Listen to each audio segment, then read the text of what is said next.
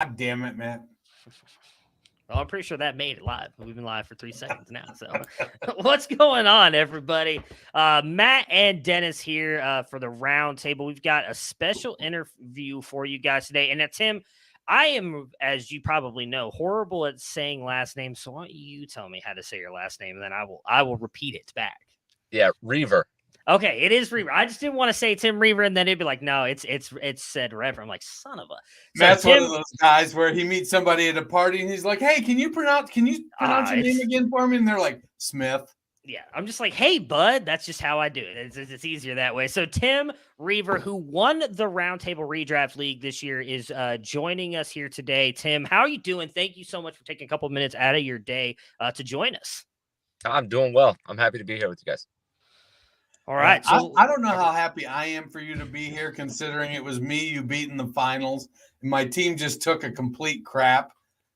Justin Jefferson, I was just looking. You beat me by 155 to 83, and I had it was terrible, man. I mean, congratulations.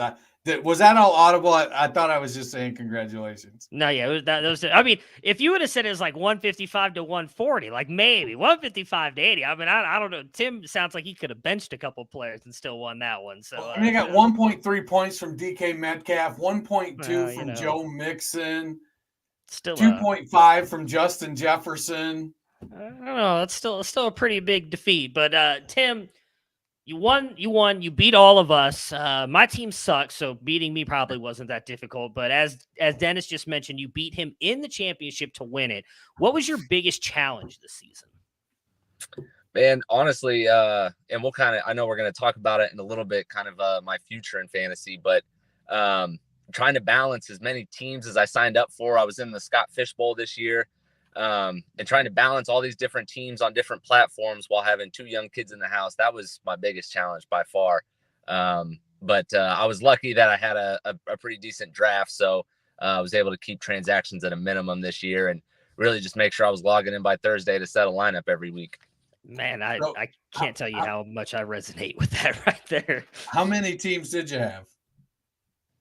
Probably, I want to say 9. I think I had 9 teams that I was committed to following and actually cared about. Okay. I set 25 lineups every week. And Matt probably was setting 50. No, I cut back. It's only 30 something, but it's debatable on like how impressive some of those lineups were, because there were some that they were getting the minimal amount of attention. It was literally just setting. As Tim mentioned, it's one of those things where my routine is it's like about 4:00 in the morning Central Time. I have like a 30-minute window of like nothing. That's when I would just sit down and do all my lineups. And there were some of them I'm going like, oh man, I can't believe I've had this dude in my lineup who's been out for like 3 weeks. And so yeah, it's as Tim just mentioned, it sounds like you were unfortunately doing the same thing. When life kind of gets to you, fantasy football takes a little bit of a backseat. You mentioned the Scott Fish Bowl though. How'd you do in the Scott Fish Bowl? Very bad. I was able to get Mahomes just like in the round table. But I went big heavy hitters. I went Kyle Pitts because it was tight end premium and that blew up in my face. I kind of stacked Raiders. So I had Carr and Jacobs and Renfro and Waller, and the Raiders just didn't pan out this year. So you got I think by about week 8, I knew I was done with that one. So I didn't have to log on to MFL anymore and mess with that. But it was cool to be a part of because I've heard about it for so many years. Yeah, it's probably one of the coolest leagues to be a part of. Yeah, it sounds like was this your first year doing it? Yeah. So it sounds like you had the same first year that me and Fox did, where I did the same thing. I think George Kittle that year, and then he ended up only playing in like 2 games. It was not last year, the year prior. I can't remember who my running back was, but saying like I lost my running back a weekend. Obviously, you lost Waller and Renfro for probably most of the season too. I feel like they were out a lot. So yeah, that sucks. Hopefully you get back in it next year. I know we'll talk about here obviously as well your future, but what did you like about your team in the redraft league? Just having the 2 workhorses at quarterback, that was my strategy with it being a super flex. I thought I want to get out of the draft with having 2 guys that I don't have to worry about. And so locking up Mahomes and Brady kind of 1-2. I think Brady was a great QB2 for Superflex this year, and obviously Mahomes is the best player in football. So yeah, that was nice. I had to kind of a couple injuries in there, a couple bye weeks. Had to start. I think 1 week I actually just started a wide receiver in the Superflex, but I threw Kenny Pickett out there 1 week. But for the most part, all season I was getting 30, 40 points from both of those guys at both QB spots, and that made the rest of it just easy to manage.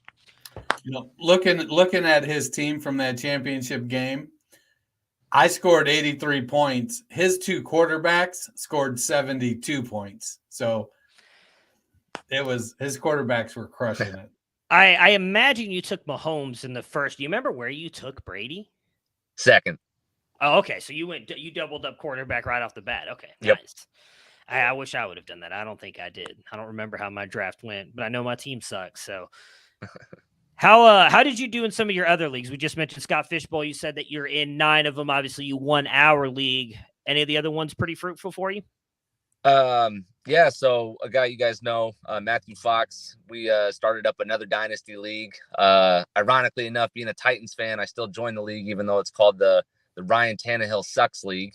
I was more eager to join that after his performance against the Bengals in the playoffs 2 years ago. But I ended up winning that league as well in the first year. So that was nice. I run another dynasty, a 14-teamer with a bunch of guys that I went to college with, some family members. I was going for my 3rd dynasty championship in 4 years, and I'm glad everything worked out for DeMar Hamlin. But basically, we just said we weren't going to count points from that game, and I had Jamar Chase and Stephon Diggs in that game, so I lost points from both of those guys and ended up coming in second place. But yeah, other than that, not a lot to hang my hat on of the 9 leagues, but it's just fun doing it. I just love doing fantasy. It's fun to do and gives you something to talk about with your family for 4 months out of the year. Hey, I mean, you've won at least multiple ones in 9. I just mentioned I'm in almost 50, and I had 1 whopping championship this year. So I'm going to say you're doing something right. I'll put it that way. You mentioned you're a Titans fan. Think Tannehill's coming back? You want Tannehill back? This is such a bizarre offseason for us. I can't wrap my brain around what's going to happen. At this point, I would say no. I want to win a Super Bowl more than anything, and I don't think we can do that with Ryan Tannehill, especially with how bad a shape our roster's in right now. So I would rather just hit the reset button, throw Willis out there for a year if we got to do that. If you can bring in someone like a Jimmy G on the cheap, it's fine, a bridge quarterback. But being that we're drafting at 11th, I'd like to see us use some assets and go up and get a guy. Go get a Bryce Young or a CJ Stroud, especially because you got the Colts and the Texans just lurking there, ready to grab their quarterbacks of the future. I've been scared of Trevor Lawrence since the day the Jags drafted him. I think he's the real deal. So we had a real couple good years as Titans fans. It can get pretty dark pretty fast. So the new GM's got his hands full this offseason. So with the Titans, what are your feelings? So we're Ohio State guys, Matt and I. What are your feelings about Vrabel? Are you satisfied with the job he's doing? Do you think he's running out of rope there and he's about done?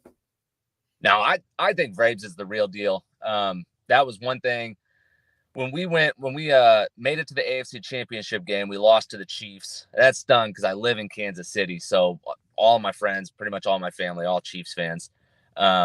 But I thought, okay, we got a coach that can do this. And then to see his Coach of the Year season, where he won 12 games without Derrick Henry for half the season, with a defunct Ryan Tannehill with no receiving core, I think he's one of the top 5 coaches in the league. I'm ecstatic that we have him on our team. And so, no, I'm a huge Braves guy. I hope he's a Titan for life because that man can coach his ass off. Yeah, I'm pretty happy with how he's doing as a coach. They're definitely, if Treylon Burks can step up and become that wide receiver 1 for your team, but with Henry coming to the end of the road soon, I don't know how much he got left in the. I like Chigo Okonkwo, but he's a receiving tight end, smaller guy, only 6'3", 239, somewhere in that range. So it's not like he's going to be on the end of the line battling guys too much, but he does provide, I promoted him from a couple taxi squads last season to get me through the end of the year. But yeah, I don't see it with Willis. It's a long road to get there. Honestly, I'd rather roll with Tannehill than the way Malik Willis looked. Who knows? From year 1 to year 2, maybe he takes a big step.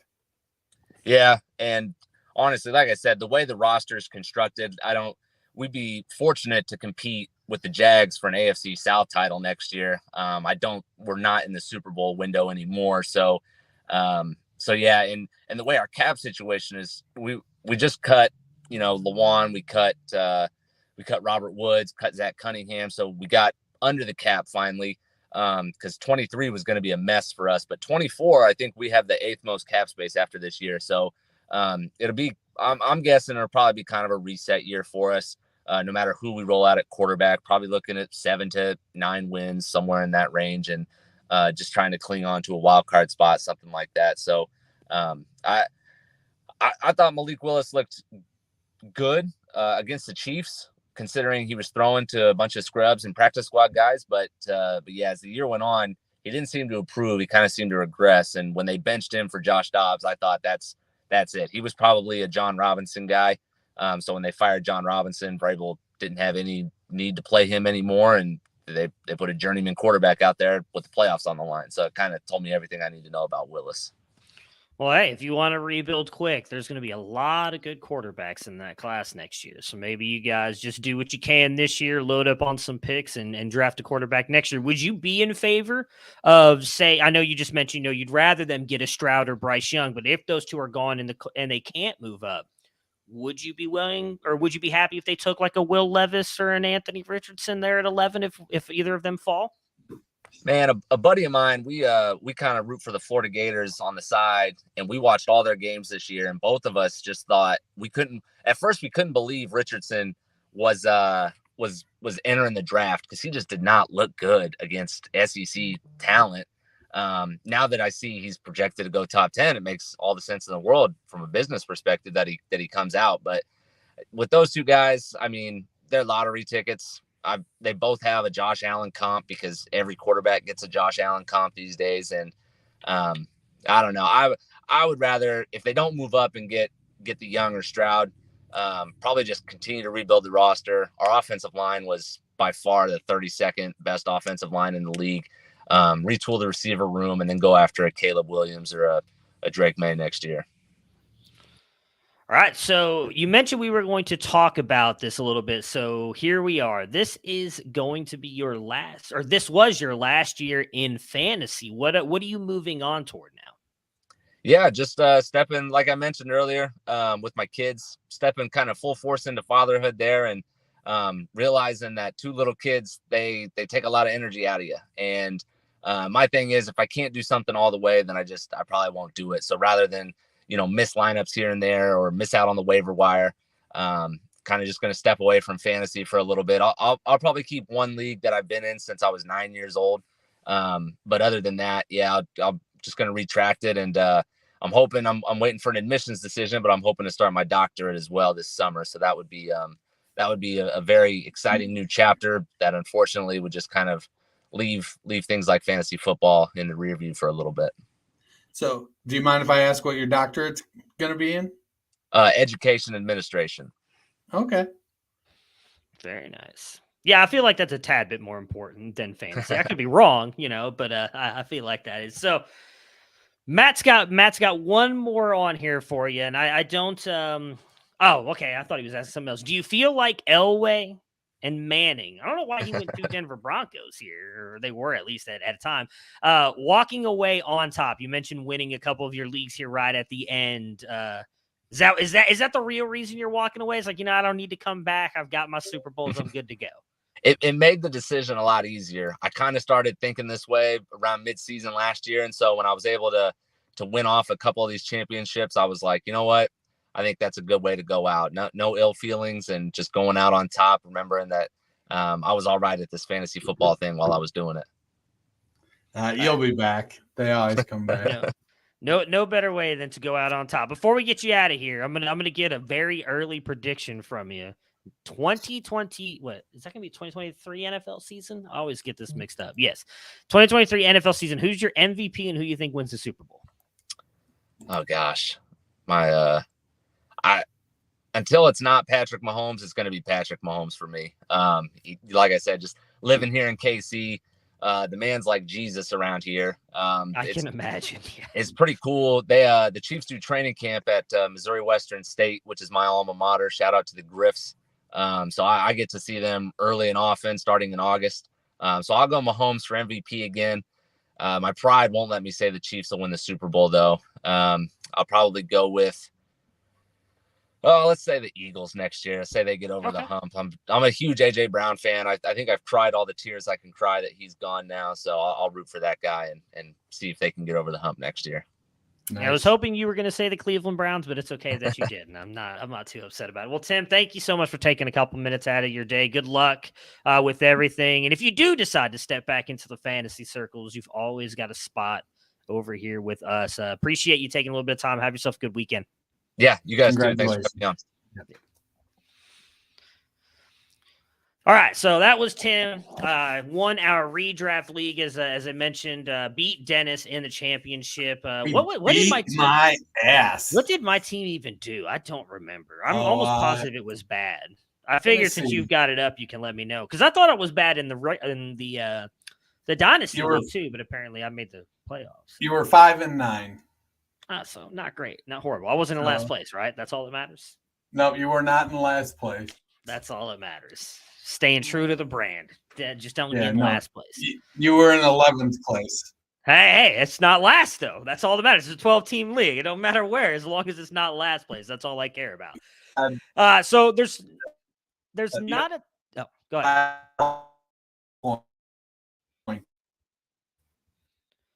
So there's not a lot of new stuff to kind of go over. I mean, we do know that Aaron Rodgers is back from his darkness retreat here, Dennis, which is, is what it is. We know that he's going to be traded and that Jordan Love is going to be the future of the Packers. Where do you think he chooses to go? The two big names have really been the Jets and the Raiders, right? Do you think it's one of them? Do you think he goes somewhere else? So if he can control where he's going to go, I think he goes where he thinks he's got a shot to win the Super Bowl. I don't know if that's the Jets right now. And I don't think it's the Raiders either. And so his options for that are fairly limited. Maybe Tampa, if he's looking, because they've got really good wide receivers, tight ends. He's more mobile than Brady was. So if they get a little, he can probably hold up with the offensive line. But can Tampa afford him? And they're trading him within the conference. Would Green Bay even do that? Now, after watching Detroit trade Hawkinson within the division, I'm a little more thinking maybe teams will be more open to trading within the conference, because the goal should be to make your team better. And when you make a trade and make your team better, does it really matter that you're trading within your conference? So I'm not sure. I feel like I don't think he wants to retire, but I think he wants to have a level of control that Green Bay has just decided they're not going to give him. And I don't know that he would get that in Tampa, but we've seen, Peyton Manning and Tom Brady change teams very late in their career and pretty much get to call their shots. And I think Rodgers is probably the guy left in the league closest to being able to do that. It seemed like Russell Wilson might have tried it last year, didn't go well. I don't know with Tampa.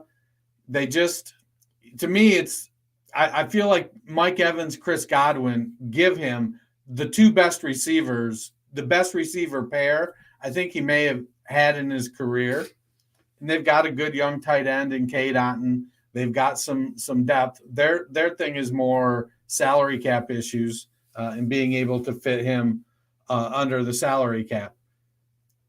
If I'm Green Bay and I've decided I'm tired of his BS, and I'm just gonna try to get rid of him. I mean, does he have a veto clause in his contract? I don't believe so, but Green Bay has come out and said that they, or at least their early initial their statement was they will not trade him within the NFC. So I think that's why a lot of people have kind of said Jets, Raiders, which, I mean, I don't know that he could win the Super Bowl this year. I could see him making the playoffs with either one of those teams. I mean, the Raiders were in the playoffs the year prior. And while I don't think all of the issues they had this year were on Derek Carr, I definitely think Rodgers raises the level of the players around him because he's just that good. And I think the same thing for the Jets. And the Jets had a good defense. And Breece Hall probably coming back and being good. You've got those wide receivers. They do have a good offensive line as long as was it Becton that got hurt? Makai Becton. Yeah. So if Becton can come back, they'll still have a good offensive line. Now, they're not going to be the best team in that division. The Bills will still be, but they're probably going to be the second best. And I don't know. I still don't know what's going on with Miami and Tua. I don't think it'll be the Patriots. Like, he probably has a chance to make the playoffs, and then we'll see what happens. I mean, I agree with you. Tampa Bay would be a phenomenal landing spot, but if Green Bay sticks to their guns, like, I don't know who, because I don't see anybody in the AFC, and I also don't know that he'd want to go to the AFC because you have to get through Mahomes to get to the Super Bowl. I think he'd rather be playing Mahomes in the Super Bowl because it's like, hey, this is it. Everything on the line for the big game, not we got to get through him and possibly Josh Allen as well. You might have to get through both of them just to get to the Super Bowl. That's not easy. Like, off the top of my head, I can't think of anybody in the NFC that, like, truly scares me. I mean, the Eagles had that great year. Probably still going to have that great defense. Hurts healthy, hopefully improving. Like, outside of that, who is it? There's nobody off the top of my head that really scares me outside of the Eagles. So yeah, it's going to be interesting. Yeah, and if I'm Green Bay, if Tampa gives me the best deal, why am I not going to take it just because he's in the conference? It's not like Tampa's not in the AFC North anymore. No, I mean, long time ago they were. When they first came in the league, didn't make a ton of sense, but they were there. Yeah. I don't know. It'll be interesting to see. I mean, it seems like they've made the decision. They're going to move on from him. They're going to be going with Jordan Love too is going to be a very interesting thing because the last time we saw him, he was good. I don't know that he was great, but you know, hey. He was surprisingly substantially better than he was the year before. I mean, when he played last year, it made me go, oh, hey, I think this guy might be able to actually play versus the year before when I was like, he's Malik Willis. Yep. Yeah. So it's going to be very interesting to see what happens with him. And I don't know if there's going to be a lot of movement on that either. Because what is March? Is it March 13th is the new league year? Is it 17th? I think somewhere around there. Yeah. So, I mean, I don't even know if we'll get any real news because nothing can be made official until then. So, I mean, we still got 3 weeks probably till we get to that point. I don't know if we'll even hear anything about the Aaron Rodgers trade, but it'll be intriguing. I'm sure Pat McAfee will be the first to find out, and we'll all find out through him. So, but it'll be interesting to find out. The other real big news item here, and Tim actually touched on it while he was talking, being a Titans fan, is that they cut Taylor Lewan and Robert Woods to get under the cap. Now, he thinks that they're going to be 7-9 next year. I think they're a little bit more of a project than that. But what do you think this means for the Titans letting go of Woods and Lewan? Well, as good as Lewan was at points in his career, you know, the last couple of years he's battled injury, he's battled inconsistency. I think he's going to be a productive tackle wherever he goes. You know, there's talk about Tyron Smith has played his last snaps in Dallas. I just heard that recently. Somebody speculating it, not necessarily that it was a report. You know, Bernard Raymond in Indianapolis. Raymond has potential, but he struggled. You have a rookie quarterback for the most part. At least that's what we all believe. So maybe bringing in a veteran like Taylor Lewan and standing him there next to Quentin Nelson, that makes for a decent blind side. And then you let Bernard Raymond learn from a veteran. Still play him. But there's lots of teams that can use a tackle like Taylor Lewan. And who knows, as he's getting later in his career now, maybe he does the Larry Allen thing and kicks inside to guard and puts up 4 or 5 All-Pro guard seasons like Larry Allen did. He was Allen was an absolute beast at tackle, and then he kicked inside. Yeah, it'll be intriguing to see because he was, as you mentioned, one of the best left tackles in the game. It's really just the injury history. So I imagine wherever he goes, he's probably going to get a decent contract. I mean, we've seen teams pay out the ass for, Laramie Tunsil, and he's not necessarily, I would say he's probably one of the low-end left tackles in the league, but there's just so few of these guys. And it's such an important position for these teams. But even if he moves into guard, I think he could make himself some pretty good money. I don't really know what it means for the Titans side of things. I mean, I don't really think the Robert Woods thing meant anything. I had hopes that he was going to do something. He couldn't do anything this year. I kind of agree with Tim. I really think they should just hit the reset button. If they think Willis is their future, I think he should just go out there day one, throw him out there. Let's see what he's got. And if he's not, you're likely going to be a very bad team. So now you can have your choice probably of a certain amount of quarterbacks in 2024. And then you just start rebuilding that way. Or if Willis does figure it out and he plays well enough and you want him to be your future, then you build around him. But I think they've got to make that decision. They're not, as Tim mentioned, they're not in their Super Bowl window anymore. I don't think you should throw Tannehill back out there and just, if you can trade him. I know there were rumors that the Jets were interested. Trade him for whatever you can, or let him go to save yourself some cap money. Go with Willis and then see what it is. Just take the 2023 season to see what your team is. There's nothing wrong with that. It's the worst thing in the NFL, I honestly think, is the same thing as the worst thing in fantasy, and that's being like one of those middle teams where you can't choose. You don't choose your direction. Either go all in and be that contender, or just hit the reset button. Because if you hit that reset button sooner than others, you have a chance to get back to the top. And I do think that Vrabel proved me wrong this year. I thought that they were going to be a team that was really bad. And he had a lot of really good games. I thought that he may end up getting fired, and they let go of Tannehill. It seems like he's going to be sticking around, which I'm happy for him. It's not that I dislike Mike Vrabel. Some of the play calling and stuff I felt were questionable at times in the past couple of years, but I think they've got to pick a direction and go with it. And in my opinion, I agree with what Tim said earlier in the show that that direction should probably be a quick reset and not necessarily going all in to try and compete for another Super Bowl. So we do have the rookie combine coming up. It's going to be kind of the last thing that we touch on here. A little bit of a shorter show as there's not been a lot of news and everything going on. With that coming up this week, Dennis, what are you looking forward to seeing the most?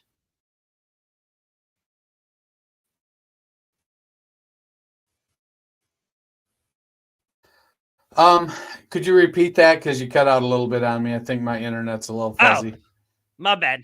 Yeah. So with the combine starting off this week, what are you looking forward to seeing the most? I want to see guys get back drills and testing. I want to see the guys running, but I think we're going to look at guys like Tajay Spears. Like, he may do all the drills, but is he put on like 10 pounds from the end of the college season until he went to the Senior Bowl, and he looked great at the Senior Bowl at 204. But did he put that weight? He didn't have to get timed in the 40. So is it, well, I'm going to keep the weight on until after the combine, then I'm going to cut that weight back off, and then just do my 40 at my pro day. So, I don't get punished for working the system, basically. And I think we've seen some of that stuff happen more so these last few years, where guys will bulk up for the combine, not run, then go back to their pro day. not weigh in at the pro day, but then run a good time on a home track. I want to see guys do drills and see how they adapt. We've got a clear top 5 in the quarterback class. I'm looking to see, can somebody now present themselves? Is there a Bailey Zappi? Is there a Brock Purdy in the rest of this class? I know some guys, some analysts like Tanner McKee, some like Dorian Thompson-Robinson because of his athletic ability. I don't know that DTR is a guy that's accurate enough. He's not as big as I thought he was. Some people like Clayton Tune, but is he going to be able to, get away from what they did at Houston and do more of a pro style offense? Jake Haener at Fresno State is a guy. To me, Max Duggan, he reminds me of he's a career backup that is going to start out as a third stringer, make his way up to a second stringer. He reminds me of Chase Daniel. He's not quite big enough, doesn't quite have a strong enough arm, but dude is a scrapper and he's going to get it done. And in 5 years, when he's still in the league, a team's going to go, well, this is a guy we want on our team because he's great in the locker room. If he has to play 3 games for us, hopefully our defense can keep it close and pull it out because he's not a guy that can put the team on his shoulders. I like Hendon Hooker's talent, but, at 25 years old, he's going to get dinged pretty hard. And will he be able to overcome that? Sometimes, looking at running backs, we're like, oh, we only want running backs on their first contract in fantasy. Well, if we only want them on their first contract, what's it matter if they come into the league at 23 or if they come into the league at 21, if those first 3 years they're producing are good for fantasy? And so I don't necessarily want to get wrapped up too much in that with running backs. I like the depth of this running back class. And I was talking with Garrett last night on the Dynasty Nerd show. And it was in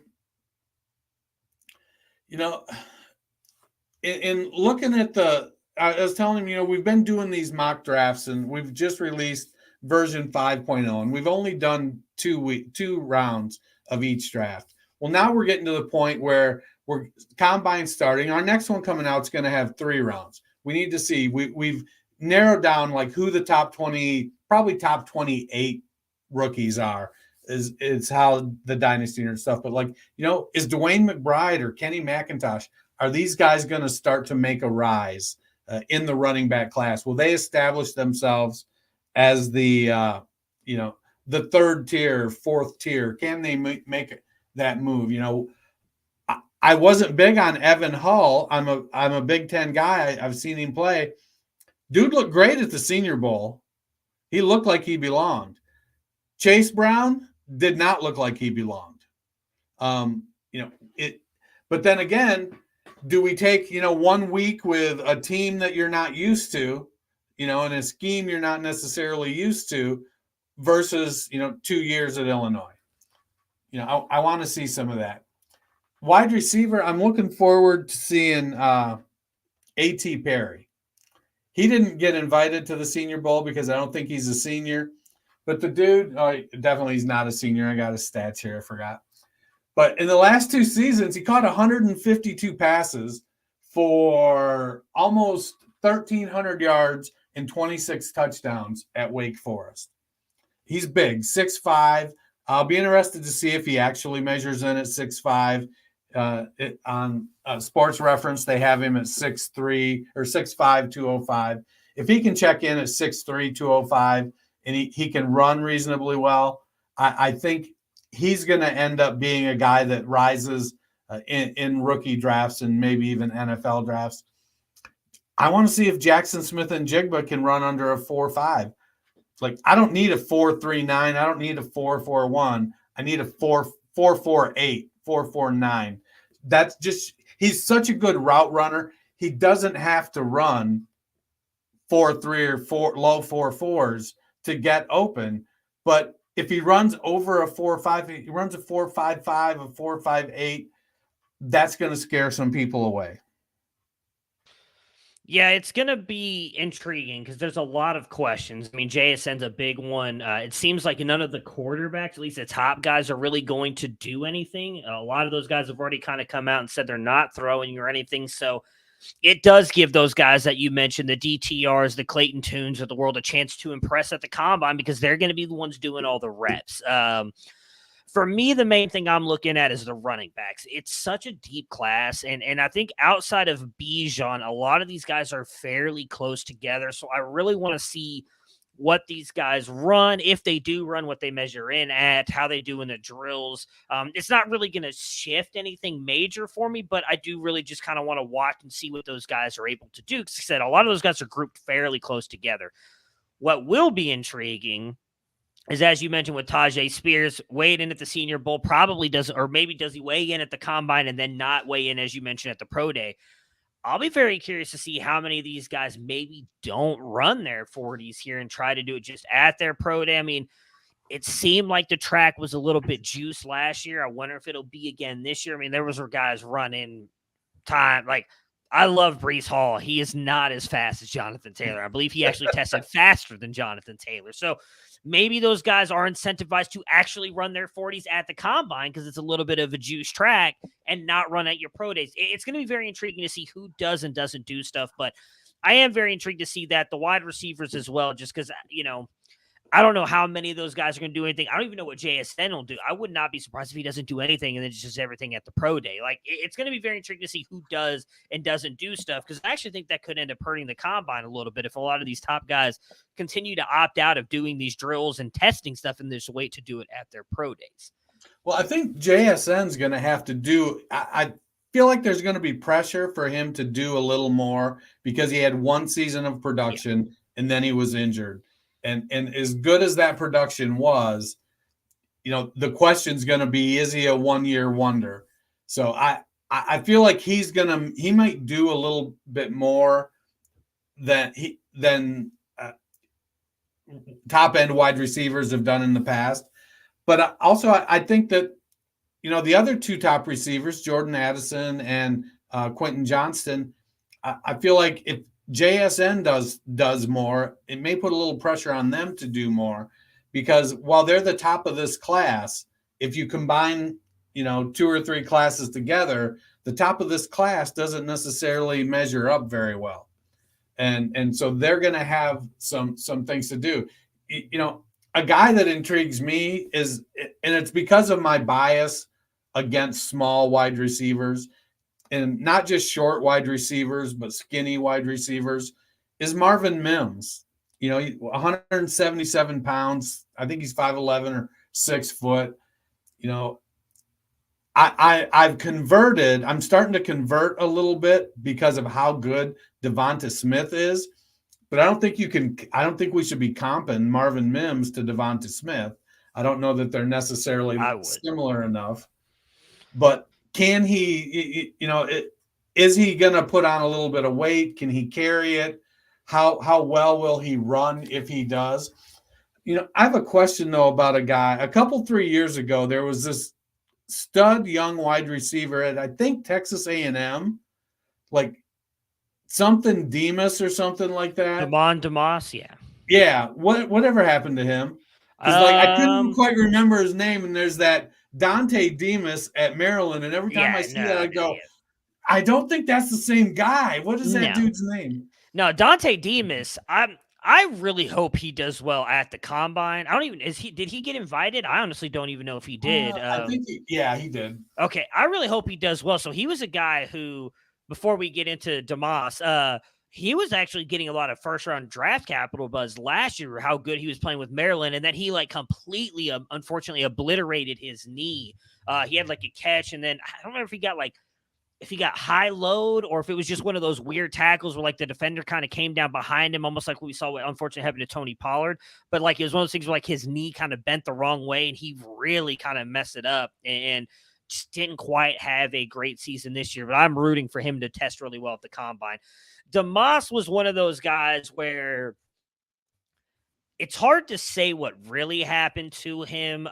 He was an incredibly athletic guy. I mean, he was one of those guys who, those of you who know like the box jump stuff, like he was credible on that, could like do standing backflips, just an incredible athlete. But due to some off-field stuff, he didn't. I want to say it had something to do with transfer credits and something like that. Like he ended up not being able to play his senior year in high school because he didn't qualify or something like that. So like that, he became a big name because he became like this Instagram star for all this stuff he was posting, like these one-handed backflip catches and all this other stuff. Gets signs with Texas A&M, was considered like one of the top athletes in the class. Just never really put it together. He was a very raw receiver. Jimbo doesn't play receivers early on. On top of that, he had some off-field stuff. I don't want to be wrong, so I won't say what I believe because I don't remember if that's exactly correct. All I do is know that he beat somebody up. I'll put it that way. And if I'm remembering correctly, it was someone of the opposite sex as well. And then he kind of, I believe, got arrested. There was some other off-field stuff. He wasn't even on a team last year, and I don't think he's coming back to football either. So, unfortunately, just an undoing of his own. It wasn't anybody else. He just unfortunately did a lot of stuff off the field that caused him to not be able to do on the field what he's very talented at doing. So I have a question. I don't. While I'm an Ohio State guy first, Big Ten guy second, but I don't dive deep into college players until they're heading towards the NFL and fantasy drafts. I watch Ohio State as a fan, pulling for my team. But Charlie Jones of Purdue seemed to come out of nowhere, and I don't think he's a terribly big guy, is he? He's like he's a not. 6 foot 180 guy, one of those guys. Yeah. Is he a legitimate prospect for the NFL? Is he in that Hunter Renfrow kind of mold? I would say he's probably like Hunter Renfrow before Hunter Renfrow blew up, if that makes sense. So Purdue has a very good system. Their head coach, whose name is escaping me at the moment, but he just went to Louisville, and now I hate that I cannot remember his name. Jeff Brom, yes, thank you. Jeff Brom has been incredibly well at producing like quarterback numbers and wide receivers. I mean, David Bell, who we both know went to the Cleveland Browns. He had Rondell Moore, who destroyed Ohio State. Go back into his further days. I don't remember who some of his older wide receivers were, but he's always had these wide receivers who produced really well and these quarterbacks. And what also helped out Charlie Jones, or we call him Chuck Sizzle, is his nickname here in the college circles.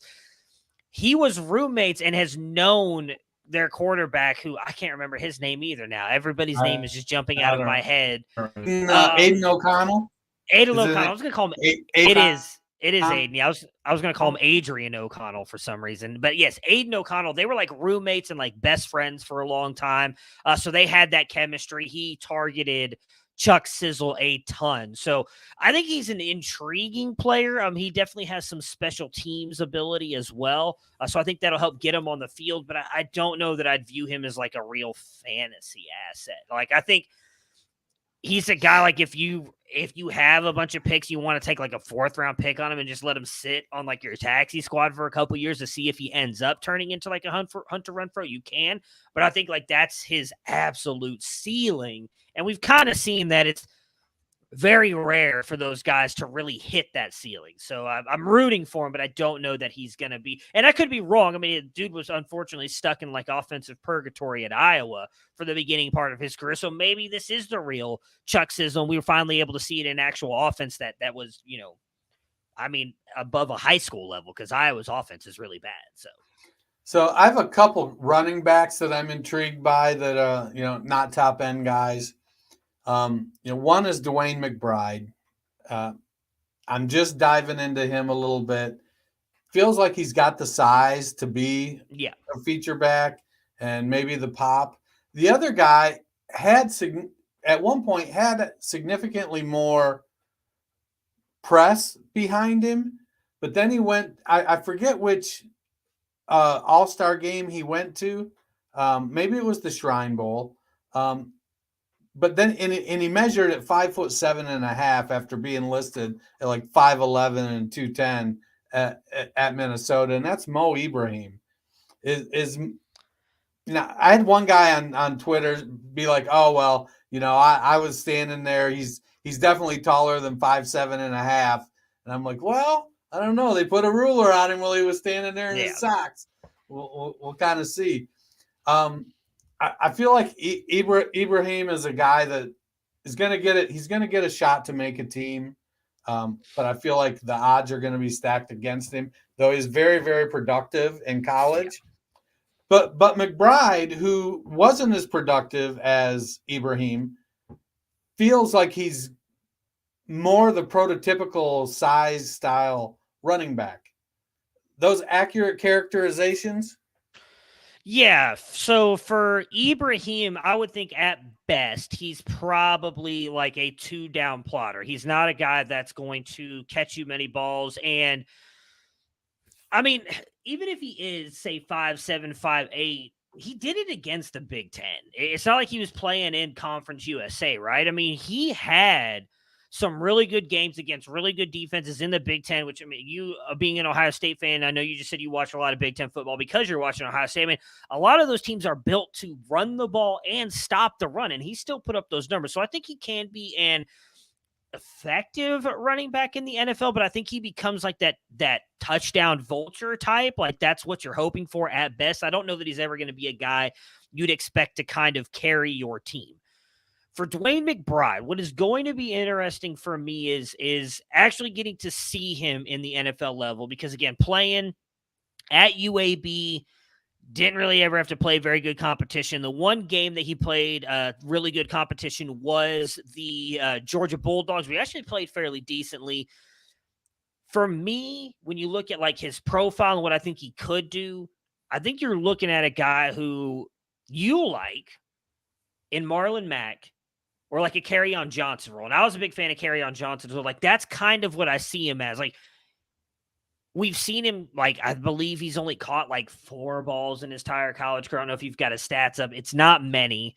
We haven't really seen him do that, but he's a really good running back. I think he's got good vision. He doesn't get brought down typically on the first tackle. Good contact balance, not afraid to lower his shoulder and go through a guy.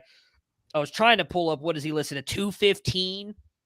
We'll see if he actually measures in at 5'11", 215 at the combine with him being there. But he's definitely an intriguing running back. And I don't know that he's going to go super high in the NFL draft. I think he's probably more of a day 3 guy. So where will he go in rookie drafts? That'll be the intriguing thing. He's a guy I'd probably be willing to take in the second round of rookie drafts, depending on where he gets drafted.